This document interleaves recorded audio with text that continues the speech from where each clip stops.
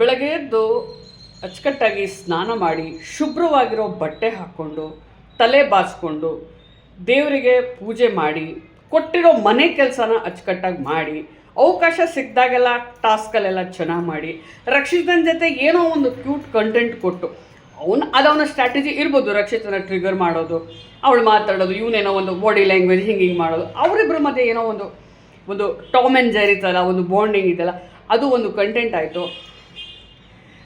ಯಾವುದೇ ಹುಡುಗಿ ಹಿಂದೆ ಜೊಲ್ಲು ಸುರಿಸ್ಕೊಂಡು ಓಡಾಡಲ್ಲ, ಮೊಟ್ಟೆ ಅದು ಇದು ಕದ್ದು ತಿನ್ನಲ್ಲ, ಮಲಗಿರಲ್ಲ ರೋಗಿಷ್ಟ್ರ ಥರ ಯಾವಾಗಲೂ ಚಟುವಟಿಕೆಯಿಂದ ಓಡಾಡ್ತಿರ್ತಾನೆ ಮನುಷ್ಯ, ಮಲಗಿರಲ್ಲ ಹಾಸ್ಕೊಂಡು ರೋಗಿಷ್ಟ್ರ ಥರ. ಇದೆಲ್ಲ ನೋಡಿರೋ ಜನ ಯಾಕೆ ಅವನನ್ನು ಮೆಚ್ಚಬಾರದು? ನೀವು ಅನ್ಬೋದು ನಿಮಗೆ ವಯಸ್ಸಾಗಿದೆ, ಸ್ಪೆಕ್ಸ್ ಹಾಕೊಳ್ಳಿ, 24/7 ಲೈವ್ ಫೀಡ್ ನೋಡಿ, ಮಲ್ಲಮ್ಮ ಇದ್ದಿದ್ದ ಕಾಲ ನೋಡಿ, ಮಲ್ಲಮ್ಮನ ಹಿಂದಿನ ಕಾಲ ನೋಡಿ, ಹೋದ ಸೀಸನ್ ನೋಡಿ, ನಿಮಗೆ ಈ ಶೋನ ಫಾರ್ಮ್ಯಾಟ್ ಅರ್ಥ ಆಗಲ್ಲ ಹಾಗೆ ಹೀಗೆ ಅಂತ. ಗೊತ್ತು ಗುರು, ನನಗೆ ಹೇಳಕ್ಕೆ ಬರಬೇಡ. ನಾನು ಒಂದು ಕಾಲದಲ್ಲಿ ರೋಡೀಸ್ ನೋಡಿದವಳೆ, ನೀನು ನೋಡಿಲ್ಲದೆ ಇರಬಹುದು.